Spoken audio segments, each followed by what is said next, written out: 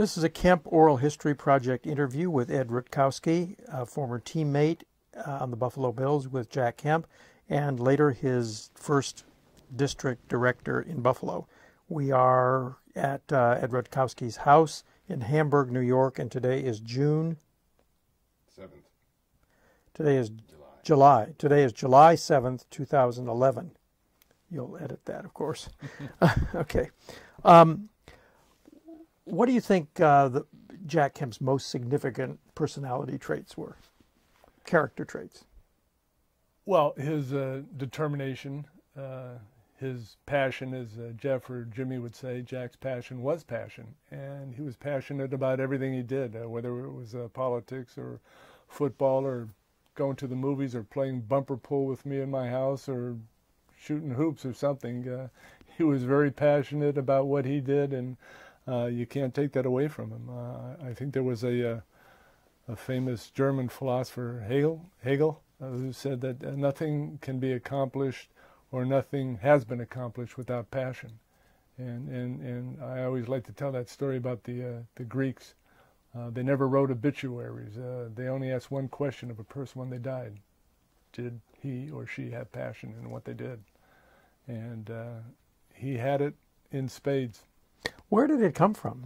Did you ever talk to him about where he got this from? I don't know, but he always talked about his roots in California, his dad owning the trucking firm, and how he took a company that only had one truck and then made some money out of that and bought a bunch of other trucks and hired other people, and Jack was one of the drivers on the route, and that's probably where he learned those infamous or famous driving skills of his. But I think he learned it the hard way.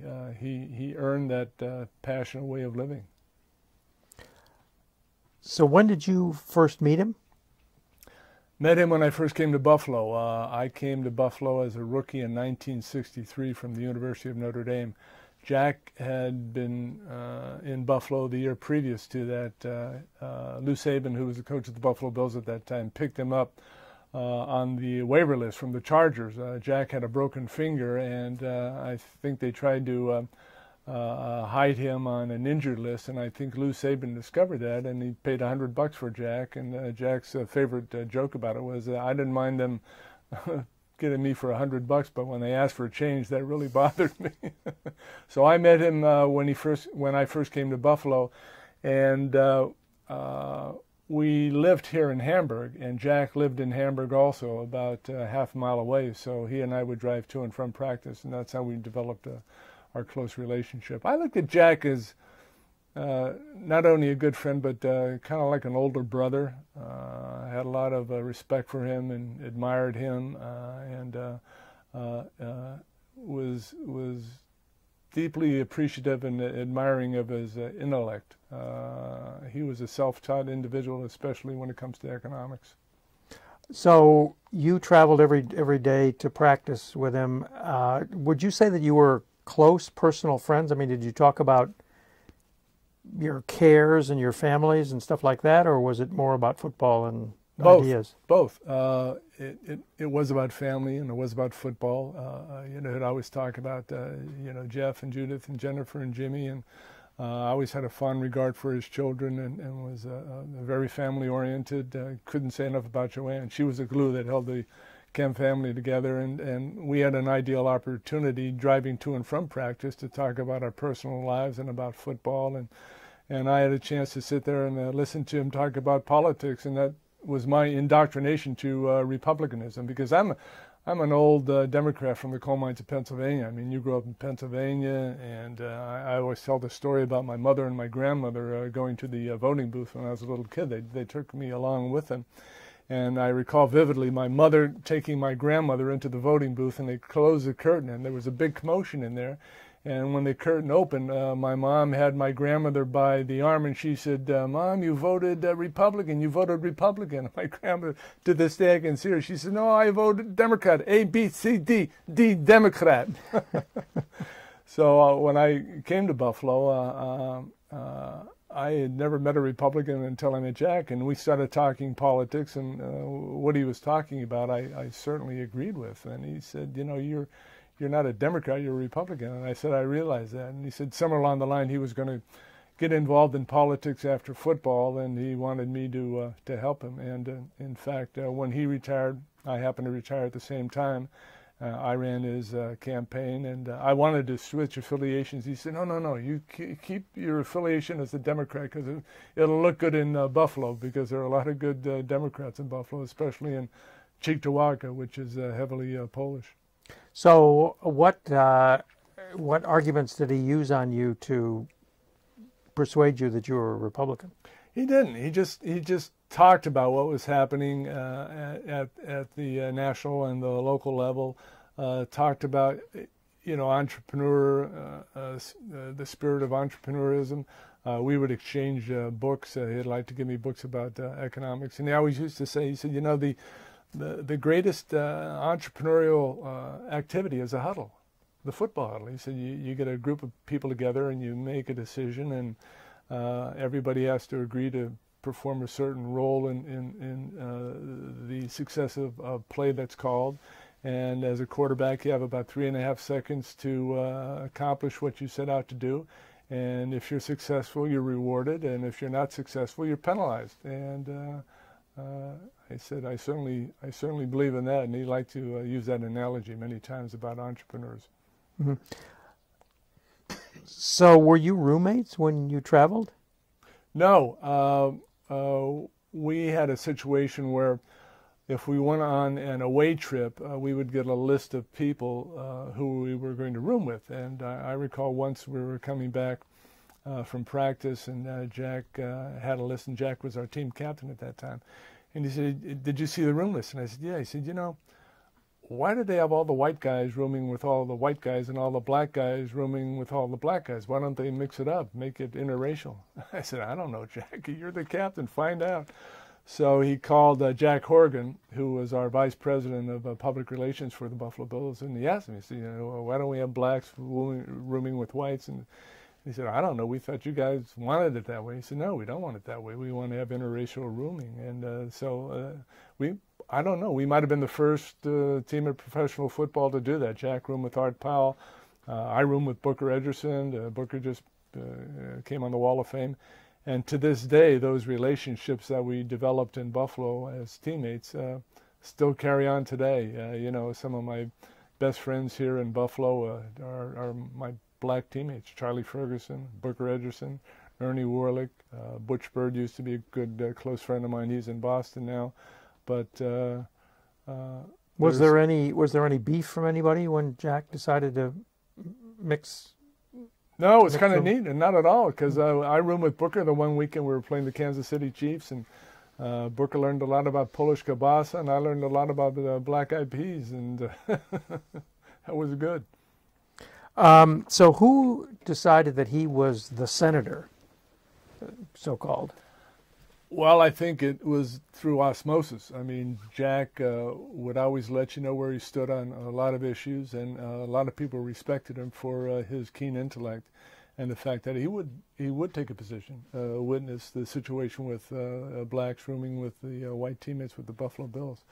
So I think people respected that because he just didn't talk about things. He acted on what he believed was right. So I think that just carried on, and everybody admired him for that. Speaking of the integration issue, I mean, were you there at the All-Star game in New Orleans when the black players refused to play because they were discriminated against? No, I wasn't, but I heard a lot about it from Jack. Jack was down there with Ernie Warlick and Cookie Gilchrist, who recently passed away. My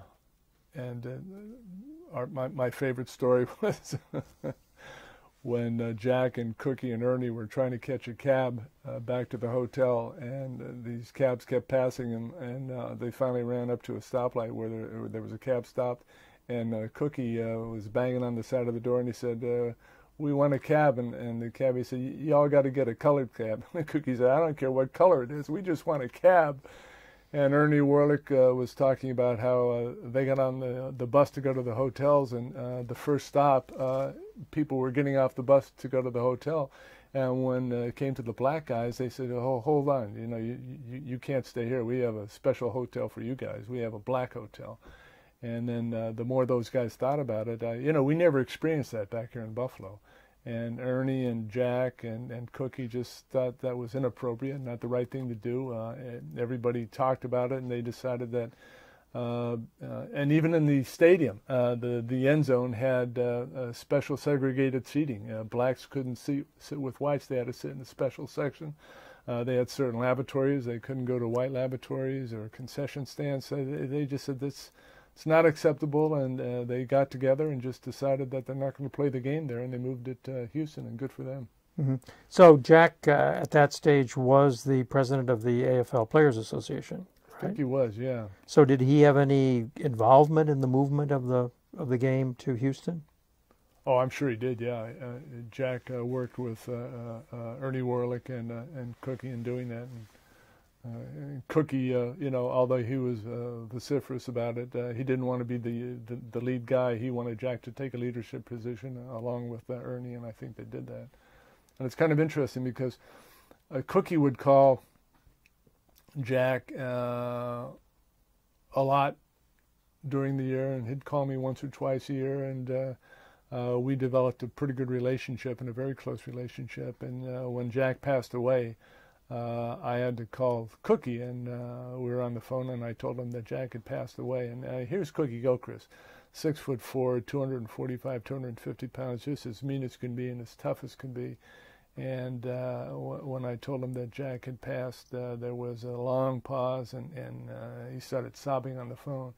And he said, "This is the saddest day of my life to hear that Jack has passed away." That's kind of a relationship that all of us had formed and bonded when we were teammates with the Buffalo Bills. But he was kind of reserved. He didn't go out partying with everybody and playing poker on planes and stuff like that, right? No, absolutely. I recall vividly when we were at training camp up in Niagara University, you know, on a Friday night after practice when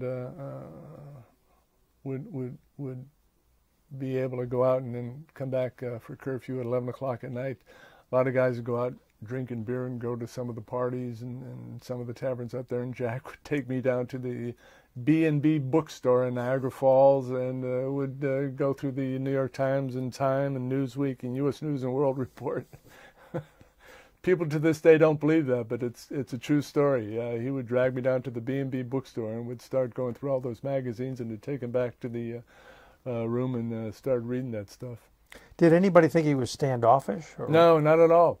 How did he get away with it then? Because he was Jack, and they figured, you know, you're our leader. You learn all that stuff, and you lead us, and you know, you do your homework and you do the studying, and let us go out and do the other stuff. And they had that kind of respect in his judgment, of his judgment. Was there anybody in the Bills who didn't like him? No way. Who picked captains? The team would pick the captains. Billy Shaw and Jack were co-captains. Did you get involved in the Players Union? No. We all belonged to the union, but I know that Jack had some pretty innovative ideas that he tried to get passed. One was a CAP, CAP. I think it was a career adjustment pay, because when people retired from professional football, they were going from a pretty good level of income to a level of income that wasn't commensurate with their football salary. And if you played professional football for 4 or 5 years, and all of a sudden you weren't playing professional football, you had to start like a new career. And your peers had 5 years of experience on you, so it was tough to come into a middle-level professional career to get the same kind of pay that your peers might have been able to get, because they had 5 more years of experience on you. So he had proposed that.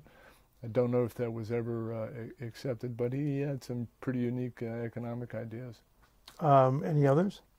That was about the biggest one that I could remember. Right. So when did you first vote Republican then? When did I first vote Republican? Well, when I think it was for John F. Kennedy. No, John F. Kennedy was a Democrat. Oh, Democrat, yeah, that's When right. did you first run? Oh, I don't know. Was it for Jack Kemp? Well, of course it was for Jack Kemp. Yeah, I know. But, I mean, had you ever voted Republican before 1970? No.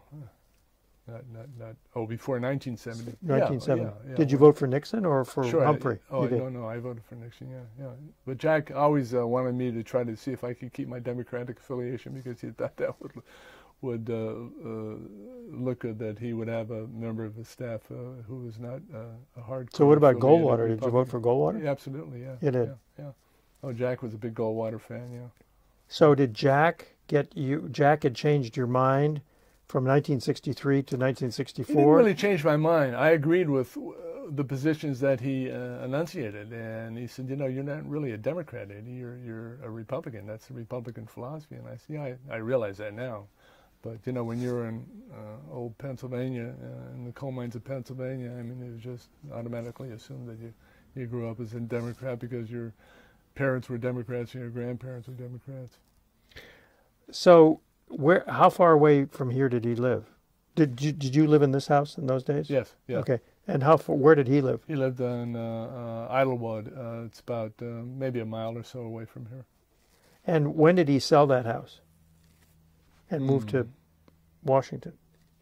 He sold the house when he sold the house when he was elected because he had to move to Washington, but he had to keep a residency here. There was a residency that he bought on Long Avenue, just so he had a residency in the district. But he spent most of his time in Washington. Would fly back here on the weekends. All right. When did you first get the idea that he was going to run for political office? When did he first start talking about that? He always talked about it, even when we played football. He said eventually he'd like to get involved in politics. He was working for the Republican National Committee during the off season. Herb Klein, who was with the newspaper in San Diego, hired him to be a writer, and Jack had written some articles. Jack had a very conservative Republican point of view, and Herb was kind of like his political mentor. He got involved in I think the Nixon campaign or the Goldwater campaign during the off season. Did a lot of political things during the off season after football. Did he ever talk about going back to California to run for political office? No, he didn't. The only thing he talked about going back to California, and this is something we might want to get involved in later on, was about the commissioner of the National Football League. If you're interested in that. Sure. Story. What did he say about that?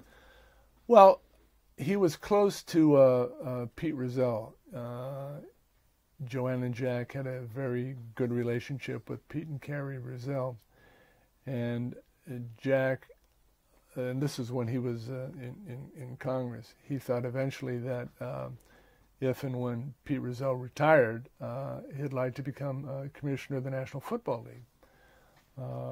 And we talked about it, and he said that, do you think that always have to have the National Football League office in New York City? He said, do you think they can move it to California?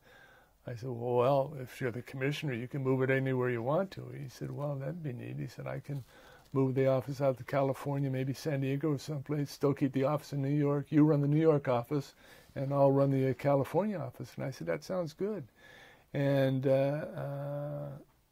so for years, I mean, that was my train of thought, that eventually, when Jack got out of politics and Rozelle retired, Jack would, slide into the commissioner's office. And I would be his right-hand guy, and I'd be running the National Football League New York City office. But something very interesting happened. I guess Bush had asked Jack to become a member of his cabinet, and Jack had made a commitment to become HUD secretary.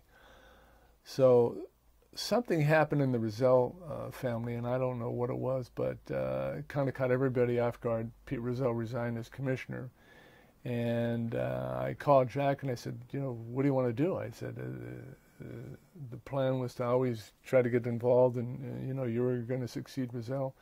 And he said, I don't know. He said, I just feel uncomfortable doing it because I made a commitment to Bush about coming on in his cabinet. And I said, Jack, this was the plan. I said, let me make some calls on your behalf. He said, why don't you do that? He said, because I'd feel uncomfortable doing that.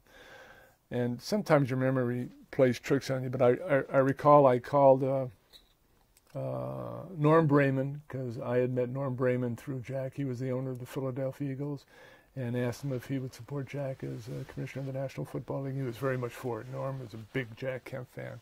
I then called the Cleveland Browns, Art Modell. Art said I'd have no problem with Jack as commissioner. I called Al Davis. Al didn't have a problem. And then something very interesting happened. I called Ralph Wilson, the owner of the Buffalo Bills. I got him on the phone and I said, Mr. Wilson, I'm calling on behalf of, Jack. As you know, Commissioner Rizal resigned or retired. Jack would like to be commissioner. And there was kind of a long pause. And he said, Eddie, he said, I love you like a son. He said, but why are you calling me? He said, why isn't Jack calling me? He said, this is a big job. He said, you shouldn't be calling me. And he sounded like he was getting a little testy with me. He said, you shouldn't be calling me. Jack should be calling me. You tell him that. So I said, yes, Mr. Wilson, I will. And we hung up. And as soon as we hung up, I called Jack.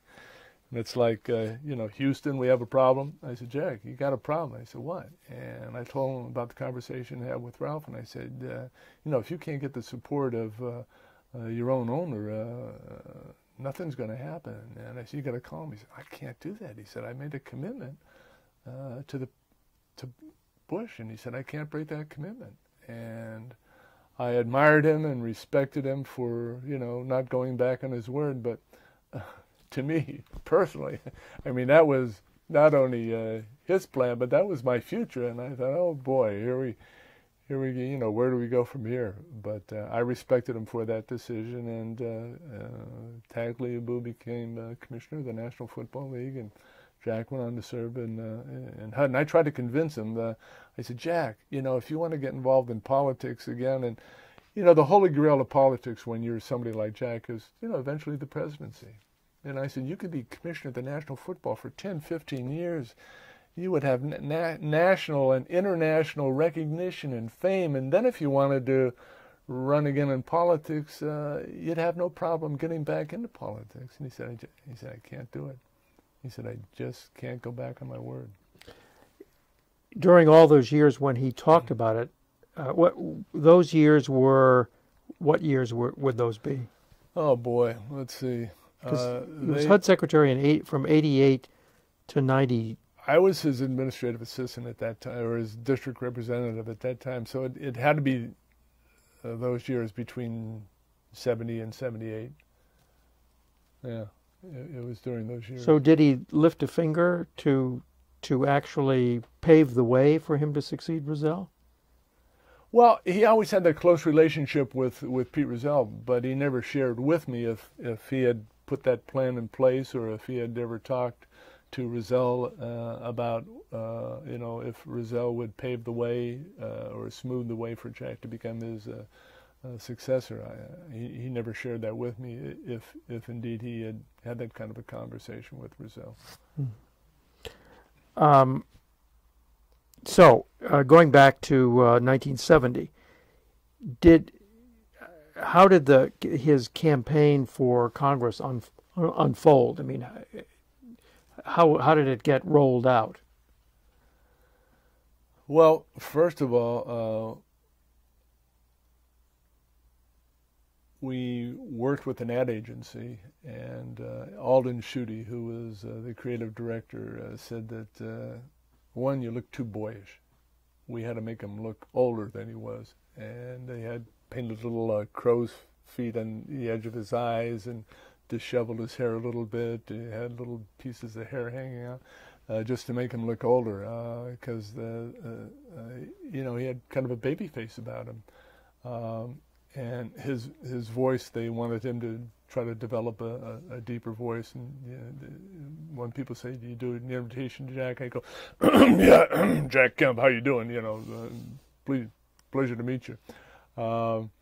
And one of the problems was that although he had great name recognition in Buffalo, a lot of people would say, well, why does a football player think he should be a congressman? I mean, what qualifications does a football player have to become a congressman?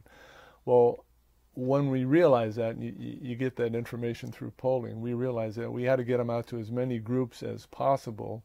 And we had this group called the Kemp Campaigners. These were women who dressed up with the Kemp outfits and everything. And we tried to have coffee clutches with neighborhoods so that we can get Jack in front of groups of people and have him articulate the issues and show that he can, walk and chew gum at the same time. And he was very knowledgeable about the issues. And once we got him in front of people like that, word spread. And we realized that although he had very good name recognition, we had to overcome that image of the dumb jock football player. Did you actually poll on the dumb jock issue?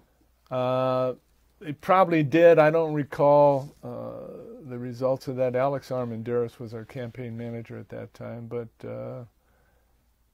just you pick some of those vibes up from some of the people you talk to. Like, what the hell does Jack think he's got to be qualified to be a congressman? And we said, well, he's not just a dumb jock. He's a quarterback. You got to be smart to be a quarterback.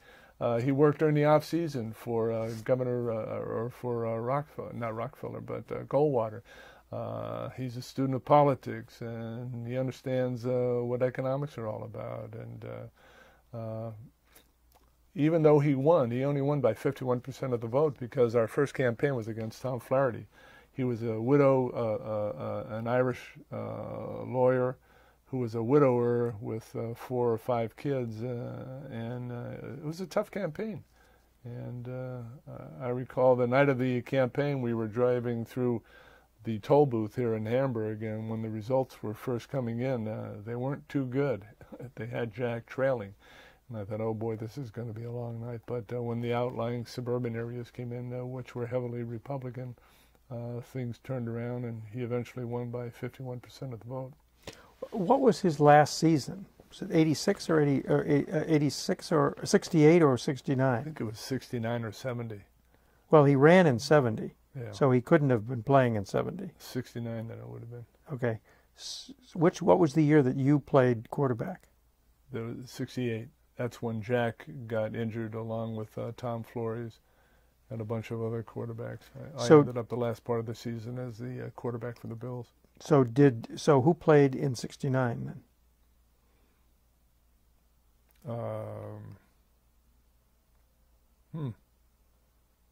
I think it was Jack. I think he had recovered from his knee injury because he had 1 year with OJ. Yeah, I'm pretty sure it was Jack. So and that, yeah, it must have been Jack because I went up to Montreal as a quarterback. I played 1 year as a quarterback with the Alouettes, and then when Jack decided to retire, he wanted me to help him run his campaign, and I wasn't too keen on getting out of football. I thought I could play, about 4 or 5 more years. I always think that, but I was at the point in my life where, I didn't want to go from one team to another team, different parts of the country, and pick your family up and move them. So I made a decision that, that was a pretty good chapter of my life. I want to go into something new. This is my good friend Jack, and I believe in what he stands for, and I want to help him. And it's a new chapter for me in my life, so I decided to help him in his campaign. I ran his volunteer campaign. Did he seek the nomination? Did he have a primary in 70? No. So did he get endorsed by the Erie County Republicans? Yeah, it was George. I think it was George Blank at that time. It was Al Belanca? Al Belanca. I'm thinking George Borelli. George Borelli was a political reporter. Al Belanca at that time. Yeah, he was keen on Jack and very much wanted Jack to run. So did Belanca ask him to run, or did he suggest to Belanca that he run? I think Al asked Jack if he was interested, and Jack said he was. And then we started talking to some business people and getting their support, and people were very high on it. Do you know who else he consulted with? No. I know there a lot of the local people at that time who became involved in his campaign. Jim Dillon was a good banking friend of his. Jake Shelkoff, I think, was his first finance chairman. There was Mickey Buckley, who was a lawyer. He was a resident of Hamburg and a good friend of the Kemps. Myself, Dennis McDade, who was an accountant. Did he try the idea out on any media people? The idea of running, his running. Did he float it with media people before he actually announced? I don't think so. No. No, I don't recall him talking to any of the media people about it. Do you know if he talked to Rick Azar about it? Could have. Did it get into the papers as speculation before he actually? I think there was some speculation. The congressman previous to that was Max McCarthy, and he had decided he wanted to run for the Senate, and then when something happened, he was going to try to come back and run for this congressional seat, and there was something that prevented him from doing that.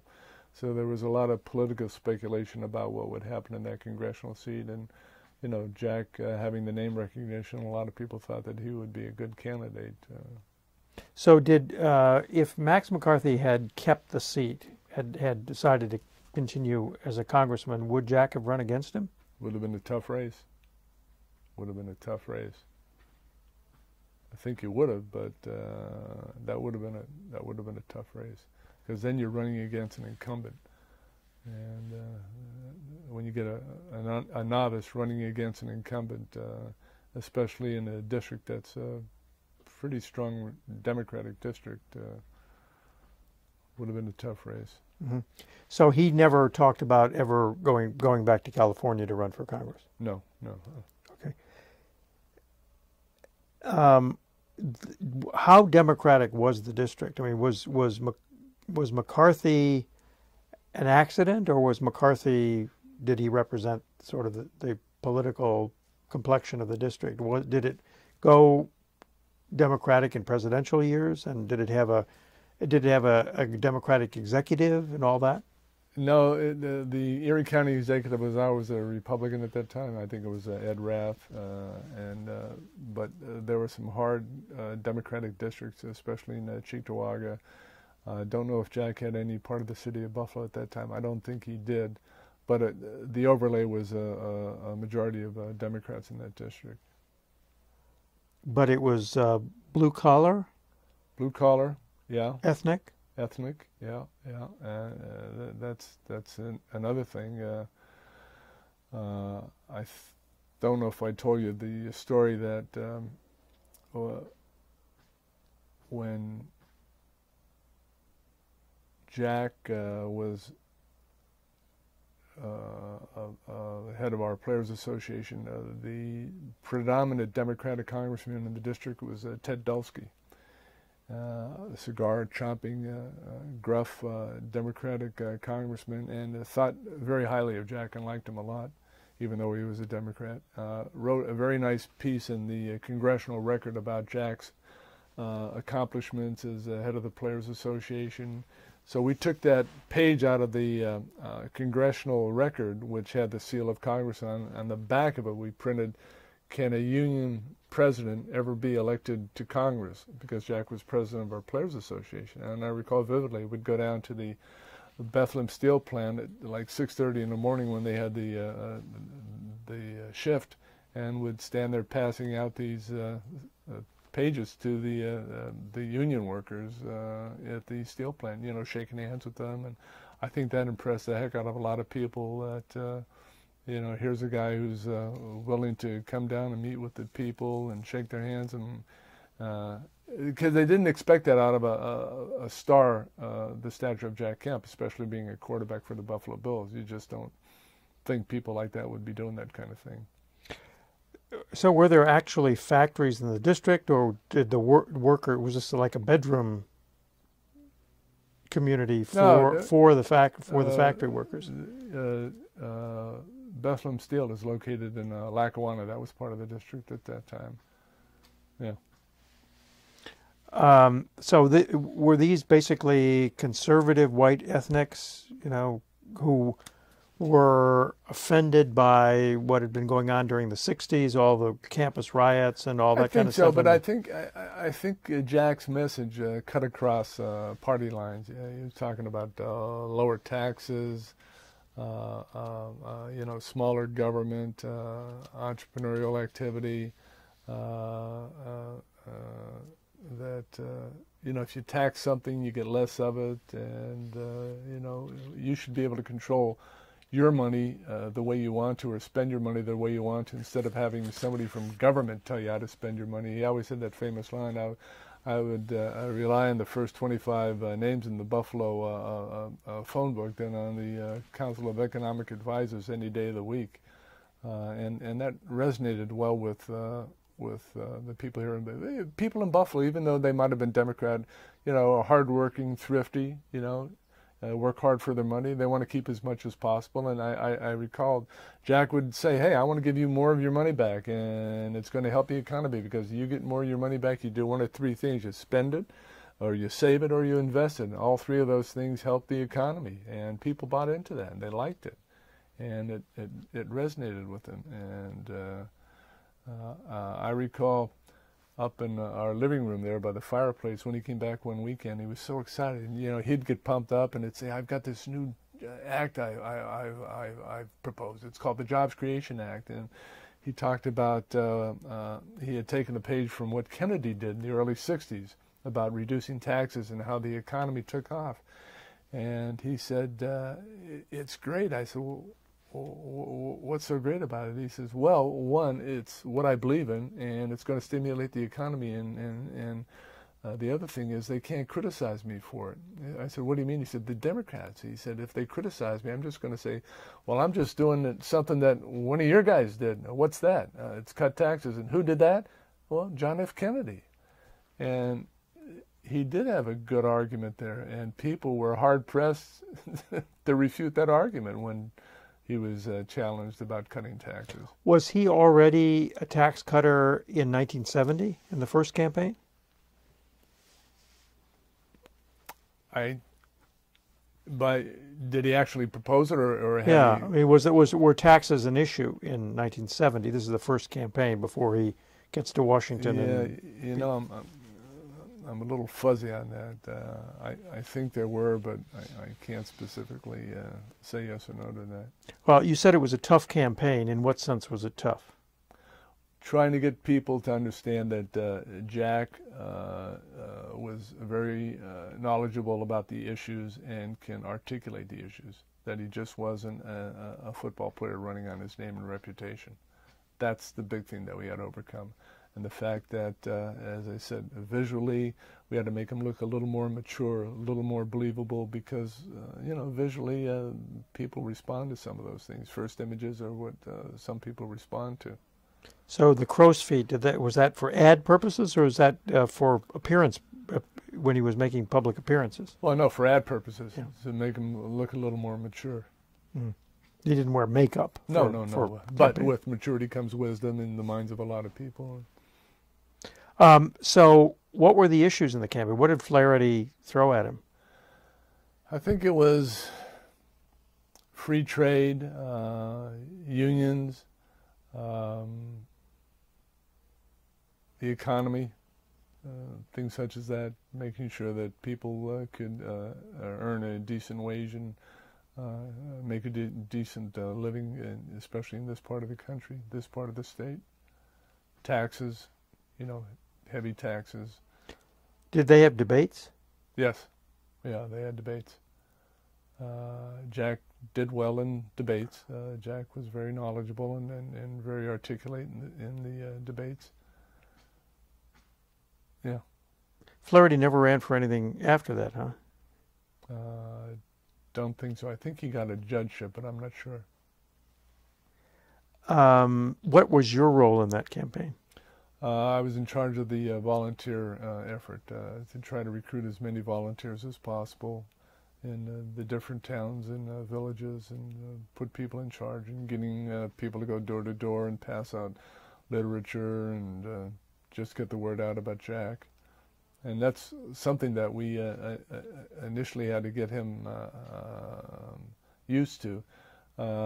He was, used to being a quarterback and used to being catered to. And we had an office out in Williamsville, and I'd be in the office, and it would be during the afternoon, and I'd say, really, Jack, we ought to be going door to door and shaking hands and doing things that you have to do. And initially, he resisted that because quarterbacks didn't usually do that kind of stuff. But once he got into that mood, he was great at it. In fact, he was a master at it. He just loved meeting with people, and I think that was one of his strong points. He resonated with people. And when we had constituent meetings where we would go, he'd always say, when he was first elected to Congress, his office was on Huron Street in downtown Buffalo, and that wasn't part of his district. And he said, it's tough. People would complain that, we live in the suburbs and we don't know the city of Buffalo, and we don't know the parking arrangements and things such as that. So Jack said, well, let's go out to the people. That's how we started those constituent meetings. We'd go and hire the town hall out in Cheektowaga or Lancaster or in Hamburg, and Jack would promote the fact through newspaper ads that Jack would meet with them to talk about their problems and see what he could do to iron out their problems. Take our whole staff out there for an entire day, and people would come not just to talk about their problems, but to meet him. Just, Jack was a former star quarterback for the Buffalo Bills. They just wanted to have a picture taken with him or shake his hand or say hi to him, which was good and incredible that they'd like to do that, even though he was a congressman at that time. So what was election night like? I mean, so after you get through this toll booth, you're presumably going to your headquarters. Yes. And so was there a big party, and was it early evening that you figured that you'd won, or It wasn't early evening, no. Early on, we were behind, and I was getting a little anxious about it. But when we got down to headquarters, when the outlying results from some of the strong Republican areas started coming in, we pretty well knew that we were going to win. That it was going to be close, but that we were going to win, and we were ecstatic about it. I mean, we didn't do high fives at that time. We just kind of hugged each other. So when did he ask you to run the district office?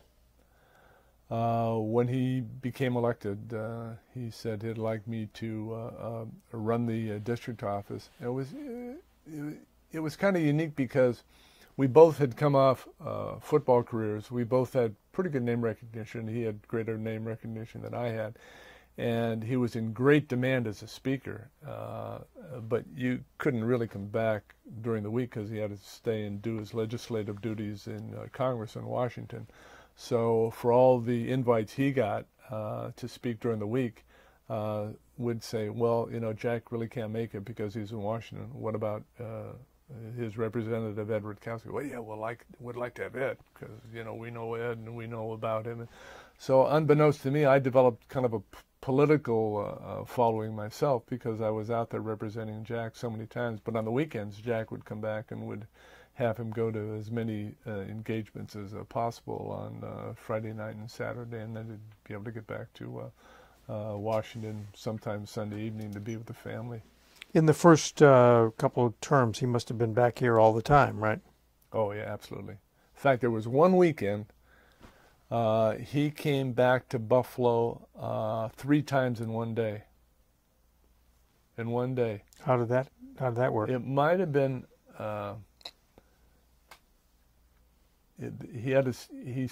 there was a vote in Washington in the morning.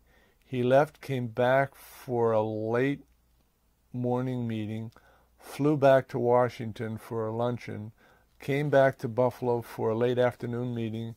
No, it was twice in one day, for a late afternoon meeting, and then made a speech that night, and went to, spoke at a breakfast, I think on Saturday or Sunday morning, but it was just incredible. His schedule was just unbelievable, but he loved it. He just, as I said before, for a guy who initially was a little hesitant to go out and meet with people, that was his strong point. He just loved meeting with people, talking about the problems. enunciating his idea of what government should be and how he could help people. So where was your district office? It was in downtown Buffalo on West Huron Street. It was in the federal building. And then did you move it into the district later, or was it always in No, it Huron was always Street? there. It was always there. Yeah. And that's why we did the constituent meetings out in the district. And what did the office look like? How many people were there? There was myself. We had 2 caseworkers and a secretary. And did Jack have his own office? He had his own office. What did that look like? Which I would use when he was not there. It was a nice large room. It had a couch, a long meeting table for constituents to come in, and then there was a nice desk and a chair, which faced there was a window at his back, which you can overlook Lake Erie, and then there was a greeting area as you came in the office door, and then there was some closet space or storage space, and then there was a small office for our caseworker and another small office for Jack's secretary. He was legendarily messy. Was the office messy? He would, and I carried his trait with him. The most important things to him would be his left shirt pocket, and then I think his left outside jacket pocket, and then his right outside jacket pocket, and a folder with all kinds of written notes on it. And then he would be a little messy on where he would leave things, and he'd forget things. You can ask some of his secretaries about how many times they had to call hotels and look for a wallet, a championship ring, a folder with some files in it that he had forgotten to take with him. So, tell me your favorite driving stories now. Oh. Just go on and on about driving stories. They're just the best one. He was always late for his flight, and God knows how he ever made it. But I recall vividly, I was driving him out to the airport, and he said, "You got to go faster. You got to go faster." I said, "Jack, there's a stoplight there," and there was an actual stoplight, and he said, "Go through it." And I said, "I can't go through it." And he said, "Go through." I said, "You want to drive?" He said, "Yeah." So I said, "All right." So I got out of the car and he got out of the car. He pulled the car up on the sidewalk, and there weren't any cars coming crossways. Drove across the street. We flew down Genesee to the airport, and he got there and got on the plane just as they were closing the door. And I mean, you talk about anybody who has driven him, and they'll tell you stories like that. I mean, he would actually put his foot on my foot, on the gas pedal, to see if I could drive faster.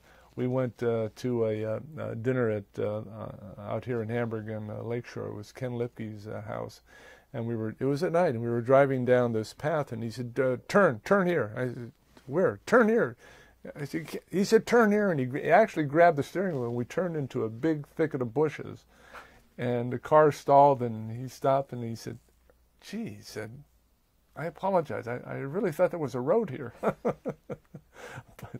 And we'd get stopped by maybe a state trooper or a Buffalo police car, and as they were pulling over, it'd say, "Tell him I'll get him an autographed Buffalo Bills football. Go ahead, tell him I'll get him an autographed Buffalo Bills football."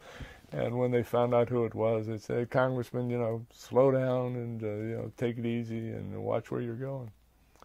But I mean, it was kind of reckless, wasn't it? Let me put it this way. Joanne said about Jack's driving ability, she said, "For a guy who doesn't obey the rules, he's a pretty good driver." and he was. And he drove with 2 feet. He had one on his right foot on the gas pedal, left foot on the brake, which I've never tried that, and I don't know anybody else who drives that way, but that's how he drive. He said, "I get better control, and I can stop and start a lot faster and a lot quicker that way." And always speeding? Well, most of the time. But he was a pretty good driver for a guy who kind of drove on the edge. He had pretty good driving skills, and I think that came about because of the way he drove for his father's trucking firm. I mean, he had to make certain deliveries, a certain amount of deliveries in a certain period of time, and you know, you're talking about driving in L.A. traffic, and the traffic here in Buffalo isn't as bad as it is and was in Washington D.C., where you're, you know, changing lanes and. So, I mean, did he indulge in any other sort of reckless behavior? That was about it. That was about it. You have to define reckless behavior. I recall once we were with the Buffalo Bills. We were playing the Kansas City Chiefs, and the night before we wanted to go out to dinner. So we went out to dinner. Two of us were sitting in a restaurant. And he said, you know, you think we can have some wine? And I said, well, yeah, why not? So we ordered a bottle of wine, and we were so concerned that somebody would recognize us as pro football players drinking wine the night before a game that he took our linen napkin and wrapped it around the bottle so people wouldn't notice that it was a wine bottle. And I said, Jack, why don't you put a brown paper bag on it? It sticks out like a sore thumb, wrapping your linen napkin around it. But was this for reputational reasons, or? Oh, yeah, absolutely. What were the major constituency issues that you handled? What was his? He was not a small government conservative, right? He believed in using government to help people. His caseworkers were absolutely magnificent. He made sure that they put their heart and soul into helping people. I mean, we'd help people with Social Security problems, help people with military problems, and our staff, and he had a couple in Washington, that they would go after these regulatory agencies in government, and if they didn't think they were getting the proper treatment, I mean, Jack would make the phone call. And boy, I'll tell you what, people would pay attention. You know, when you have a congressman making personal phone calls to agencies, they start paying attention to you. And he had a great reputation. His office had a tremendous reputation for helping constituents. Do you have any all-time favorite constituency stories? Oh. Problem solved? Oh, yeah. We did. Well, I told you the story about when we were on Cheektowaga, the lady with the problem who was being spoken to by creatures from outer space. Yeah. She was the last one of. He couldn't help you with that. About 34 people, yeah, but no, that was. But you know, to an extent where our casework was so good that especially in military situations, that before you can act on behalf of a person in the military, you had to ask them first if they wanted help from a congressman, because you know you'd have a mother or a father or somebody in the family complaining about something with their son or daughter in the military, and we'd go to work and all of a sudden you know, this guy's being called by his commanding officer, and he's going to be sent home for some particular reason. And so, well, who? I didn't want to be sent home for what? And he said, well, your mother called and she wanted. He said, well, no, I don't. You know, she shouldn't have done that. So, I think it became standard protocol before you can act on any kind of a case in the military. You had to talk to the person first to see if they wanted you to do that, because sometimes you'd have to go over the head of the commanding officer or the person in charge, and people wouldn't want to do that because they feel that there would be some retribution involved if they found out about it. What about public works and sewage and light rail and all that stuff? Did he get involved in that himself, or did you handle that for him? He did, and it was basically our Washington office. And the one good thing about Jack is that he had a very good working relationship with his fellow Democratic congressmen in the area, John LaFalce and Henry Nowak, and shared the praise with them. And that went a long way to getting a lot of those public funds for the light rail rapid transit system, for instance. Let's stop. Let's go back on. So what did you guys get done in the way of public works projects? The biggest one was the light rail rapid transit system. There were also some sewer district construction projects that were undertaken, but most of it was legislation, tax legislation, the Kemp Roth or the Jobs Creation Act, which morphed into Kemp Roth, which then was the basis for the Reagan Revolution and the tax cuts. And we had economic prosperity for about 8 years. And then, Reagan talked to Maggie Thatcher about the same thing, and she cut taxes. So that's a pretty good legacy to have from a congressman who started it all. And I think that's one of the reasons why he never decided to run for governor or maybe even head of the National Football League. He always thought that he was such a strong advocate for tax cuts that if he ever left that leadership position in that area, that nobody would be there to fill that vacuum or that gap. He really passionately believed in that. But when you think about the fact that it was Jack's idea, because he studied political history and saw what Kennedy did with the tax cuts in the early 60s, patterned his Jobs Creation Act after that, which morphed into Kemp Roth, and then he convinced Reagan about the beneficiaries of cutting taxes, and Reagan adopted that policy.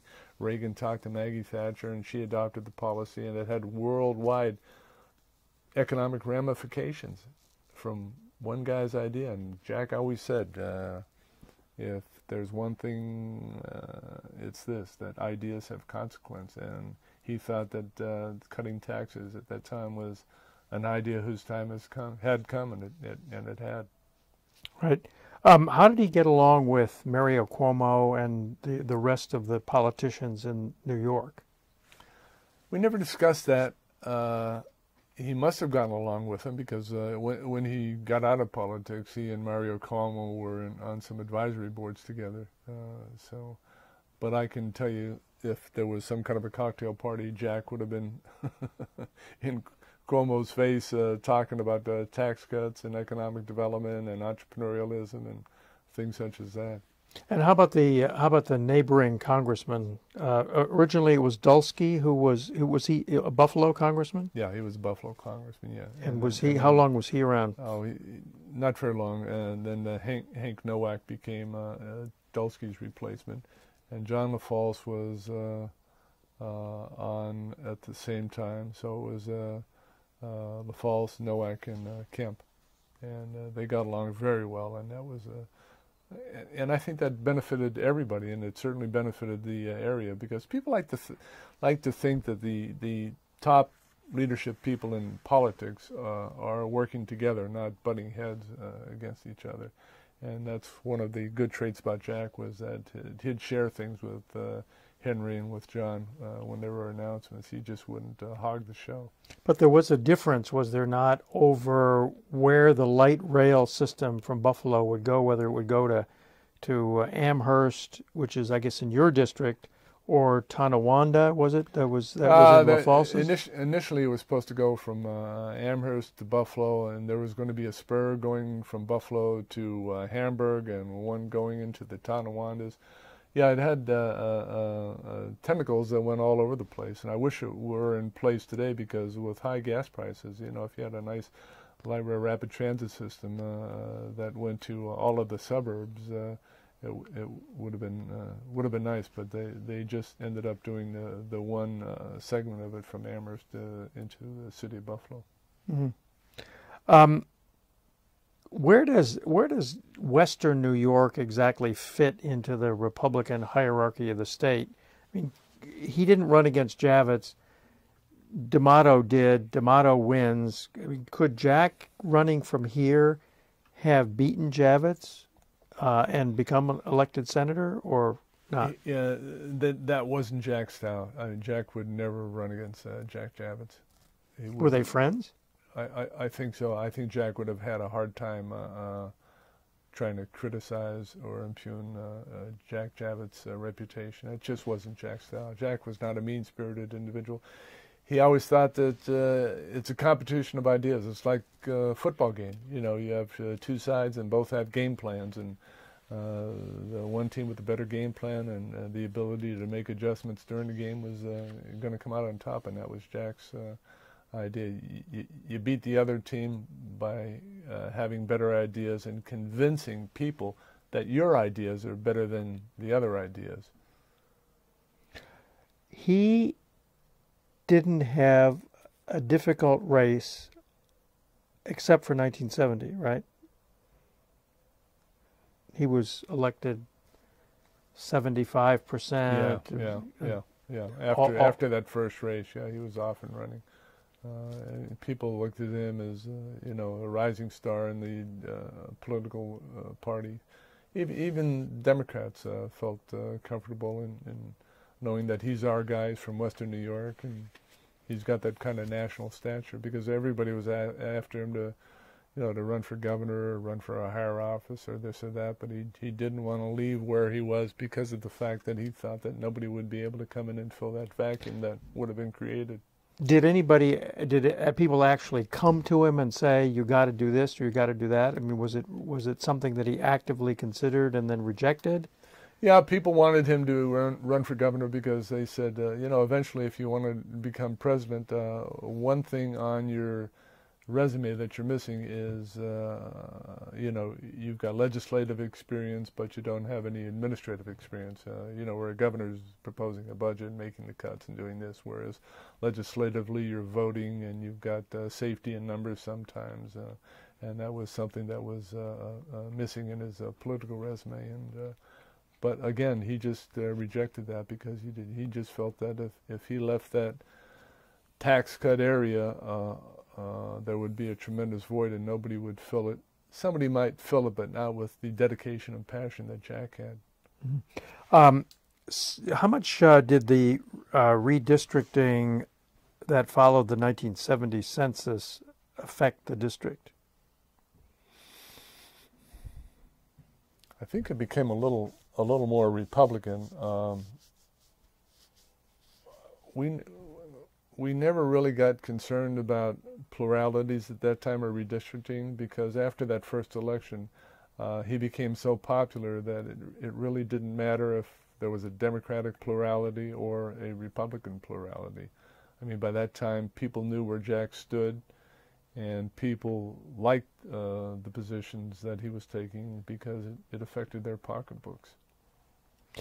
Was religion ever an issue in any of his campaigns? I mean, he was Protestant, white Anglo-Saxon Protestant. Yeah, exactly. Yeah. Was that ever a problem? No. Not even in the first race? No, that never came up. And the fact that he'd ever been a Christian Scientist, did that ever come up? Nope, never came up. In fact, the cute story was that year that he got hurt, tore his knee up, and I ended up the last half of the season as a starting quarterback for the Bills, and I would rely a lot on Jack for his advice, because he'd still be at the game, either in the press box or down on the sideline. And the first game I went in against, I think it was his old team, the Chargers, Jack was on the sideline, laking a cast, and I threw 5 passes, I think, 3 of which were incomplete, 2 were intercepted, and the first interception I threw, I came off the field to a kind of a standing ovation, because they're cheering for the underdog, especially a lot of Polish people. And Jack looked at me, he said, if only I was Polish, Catholic, and from Notre Dame. He said those are pretty good traits they have in Buffalo. He did awfully well in the post-Watergate elections, so he was obviously pretty popular. But I just wonder, how did he? What did he think about Nixon and Nixon's demise? We never really discussed that. That's an interesting question. He got through it, and for some reason it never stuck on Jack. I mean, whatever Nixon did and the way he did it just didn't have any kind of an impact or an association with Jack. It was almost like he had a Teflon protection on that one. But he didn't talk to you about Watergate and what Nope. was happening in Washington and Nope. how traumatic all that was? No. And what about the loss of Vietnam? How did he take that?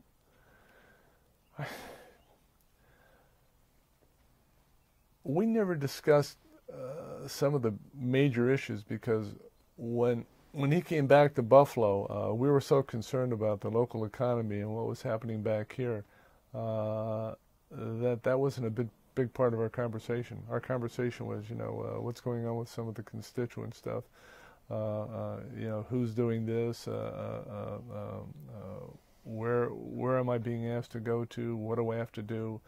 And in Buffalo, it wasn't as riotous as it was in other parts of the country. No, we didn't have any. Really, And never came up at town meetings? Not that I can think of. The press didn't want to know what he thought about Nixon? If they did, it must not have been that pronounced because I just don't remember that stuff. Of course, I might have had too many concussions, but. What about so what the economy in Buffalo is gradually losing jobs, right? Right. It was later that Bethlehem Steel closed. Yes. But there were layoffs from various times. So what did he do to try to stimulate the local economy? Or did he have any possibility of doing so besides the Job Creation Act? Well, that was his main thesis was, the Jobs Creation Act and trying to help what he could do here in Buffalo with the tax situation. And taxes were a big part of the problem, too, because there were so many taxes at so many different layers of government, the city tax, village, town taxes, state, county taxes. That was his big push. And when I was county executive, I was the guy who got the call from Walt Williams from Bethlehem Steel saying that they were going to pull out. And I said that, you can't do this. You got to give us a chance to come back with an offer because the unions weren't making any concessions. And when I called the union heads into my office, it's kind of interesting. We had a long table, and some of the older union members sat on one side of the table. The younger guys sat on the other side of the table. The older guys would be pounding the table saying that, they're bluffing. We'll be here 2 years from now. They'll be saying the same thing, that they're going to pull out. And the younger guys were willing to make concessions to keep their jobs and keep the business in Buffalo. And I just said, if you don't make the concessions, they're gone. And the leadership just wouldn't buy into that or wouldn't believe it. And they were gone. They were gone. And Did Jack free trade, became an issue. Imports, exports. Did Jack help you out trying to save Bethlehem Steel? Not much he could do. I recall the people who tried to help bail us out were the state officials. I remember Governor Cuomo at that time, Mario Cuomo, put together a $1 million educational fund for workers who were going to lose their jobs. And I recall they invited me to meet with them and have us meet at the Steelworkers Hall in Lackawanna. And the governor's people pulled up, and they were all getting out of the car, and they were shaking hands and congratulating everybody about this $1 million fund, educational fund to help the displaced or workers who had lost their jobs. And we walked into this meeting hall. It was a union meeting hall. And they had a whole bunch of union people sitting in there. These were guys who were either had lost their jobs or were going to lose their jobs, which meant that, they'd probably have to pull their kids out of college. They wouldn't be able to make a car payment. They wouldn't be able to make a mortgage payment. had no idea what the hell they were going to do for the rest of their lives, because for some of these people it was their lives, and it was the lives of their families before them. And as we walked down the aisle to go to the stage, I can't repeat some of the comments that were said to us. And it had a profound effect on me, but I think a real profound effect on the governor, because they thought they were going to come in here and have a standing ovation, and everybody was going to just jump up and down and congratulate everybody for a $1 million education or job project or job training project, where they felt that their whole lives were being upended. And I think he said in one of his books that he wrote subsequent to that that was had a profound effect on him. That Cuomo. That one meeting, just walking through all those union members and hearing what they had to say. I wonder how did the union members feel about their union bosses? It's a good idea. It's good. It's a good question. Because the younger guys were willing to make the concessions. The older, the workforce was kind of half and half. It wasn't just the union leadership, but a good part of the workforce who had grown up in Buffalo and in this kind of a scenario felt that this was just a ploy by management, the management of Bethlehem Steel, that they just wanted them to make some concessions, and they weren't going to really be serious about pulling out. So it wasn't just the leadership; it was a good part of the membership who had that kind of an attitude. I mean, how did the unions, the official union bosses, take to Jack as opposed to the union rank and file? Some, like George Wessel, would always criticize Jack, but there were a lot of union leaders who supported Jack. The head of the longshoremen, Teddy Gleason, Art Sambuki, I think, was with the Bethlehem Steel Union. He had some pretty good labor support from some of the union presidents, because they bought into his tax-cutting philosophy and that it would benefit the economy. And then the hardcore people, even though George Wessel would criticize Jack, he really liked Jack. I mean, he thought very highly of him, but he thought he had a job to do as a union leader, and that was what he was supposed to be doing, criticizing Jack. In 1978, when Kemp Roth was the campaign theme of the Republican Party, the head of the New York State AFL-CIO said that Jack Kemp was the most dangerous congressman in America. Do you remember that? I think I remember that, but also I think he accused them of voodoo economics. That was the phrase that a lot of people were using against Jack, and Jack would just laugh it off and say, "Hey, if I'm accused of voodoo economics, let everybody know that I'm the chief witch doctor." So, did you leave in 1978 to become county executive? Is that, or did you leave for some other reason? No, I left to become county executive. Right? Yeah. And then Jack helped you get elected in your own right? Yeah, I was appointed county executive for a 2-year term to fulfill Ned Reagan's term, who was the previous county executive. He was elected comptroller, and because of my association with Jack, which helped me build a political base, because I went out speaking and representing Jack during the week when he was in Washington.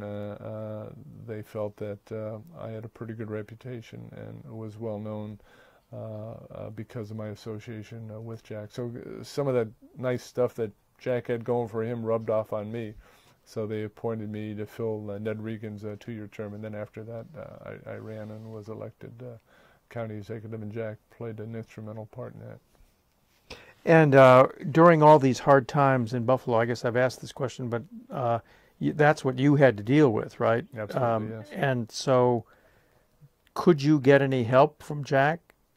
I mean, to get the problem solved, or? Our big problem was mandates, federal mandates, Medicaid. I mean, Jack could help me by having me go down and testify before a congressional subcommittee. I went down there and I testified about how Medicaid was, hurting all the counties, not just Erie County, but all the counties across the state. And it's kind of interesting because one of the congressmen interrupted me and he said, "You were quoted as saying that in New York State we have the Cadillac of the welfare system." And I said, "No, you're wrong." He said, No. I said, "We don't have the Cadillac of the welfare system. We have the Rolls Royce of the welfare system," because there was no residency requirement. And I said, quite frankly, if I were a single individual or somebody who needed benefits, I'd come to New York State because you got the most and the best benefits in the country. But it was, as a county executive, you're responsible for a budget, but you can only control about 15% of it. The rest is controlled by, federal and state mandates. And would always be trying to meet with state officials and federal officials. And Jack would do whatever he can to promote that at the federal level. But a lot of it was at the state level also. I recall, and they're still complaining about the same things that we complained about back there, fraud and abuse in Medicaid and Medicare, getting rid of that. In fact, when I became elected president of the County Executives Association, I put together a Medicaid hit team, and I made it bipartisan. It was myself from Western New York, Jim Coyne, who was a Democratic county executive from Albany, and Lou Heimbach, who was a Republican county executive from Westchester, and we started going across the state to all the editorial boards and talking to them about how these mandates were destroying local county governments. And it was kind of interesting. They said, "Where do you want to go first?" And I said, "Well, let's try New York City." So Jim Coyne said, "Why don't we see if we can get Ed Koch to support us?" And he was the mayor at that time. So we had set up a meeting with Koch, and I think it was 10 o'clock in his office, and walked in, and we explained our position, and he said, "Yeah, absolutely, it's killing me as mayor." He said, what do you want to do?" He said, "Well, we just want your support." He said, "Well, you got my support. But what do you want me to do?" And we said, "Well, what can you do?" He said, "Well, let's call a press conference." So he called a press conference for like 12 noon.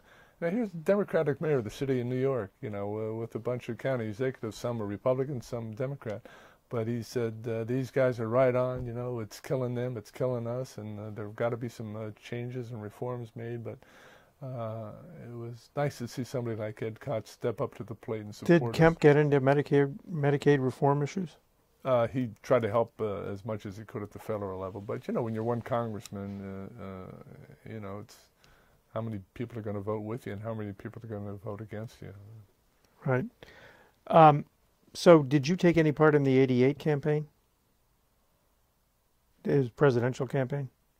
No.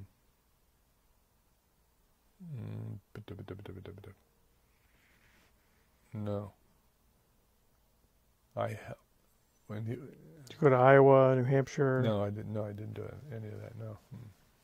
Did you stay close friends with him after you left, his office? And I mean, you worked together as when you were county executive, but were you friends all the way up to the time he died? Oh, sure, yeah, absolutely, yeah. How often would you see him, and what did you talk about?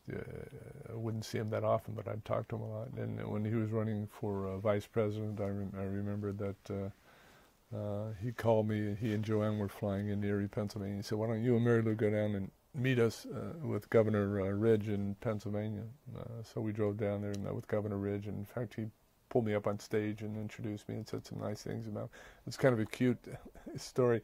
We were at the courthouse at Erie, Pennsylvania, and Jack got up and he started talking, and he was his ebullient self, and he kept looking over to the side because they had cordoned off a part of the street with this yellow tape because they had some demonstrators over there with signs.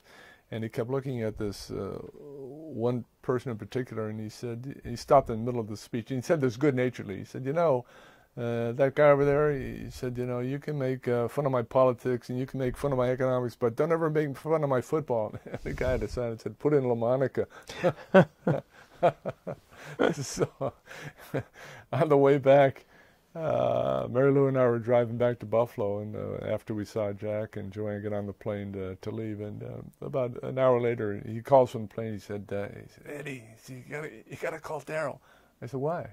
He said, "The press are going to pick up on that. They're going to call Daryl, and Daryl's going to say something stupid, and he's going to get me in trouble and Dole in trouble, and he's going to embarrass us." And I said, "Oh, don't worry, I'll take care of it." So it took me about 2 days to track down Daryl, and I got him on the phone. I told him the story, and he just started laughing. He said, "Tell Jack I support him, and I'm not going to say anything stupid, and tell him not to worry about it." But that was a cute story. So all the guy had was put in La Monica, and Jack said, "Don't criticize my football." Yeah. He said, "You can criticize my politics and my economics, but don't ever criticize my football." Right. So how is Jack remembered in the Buffalo area, do you think? I think he's remembered as a guy who was very compassionate, did a lot for the area, put his heart and soul into helping people, and was a good person. And the legacy about tax cuts, that's for a congressman to have made that kind of a profound impact economically on not only local, state, national, and international economies, it's quite a legacy. Quite a legacy. Right. Thank you very much. My pleasure. Okay.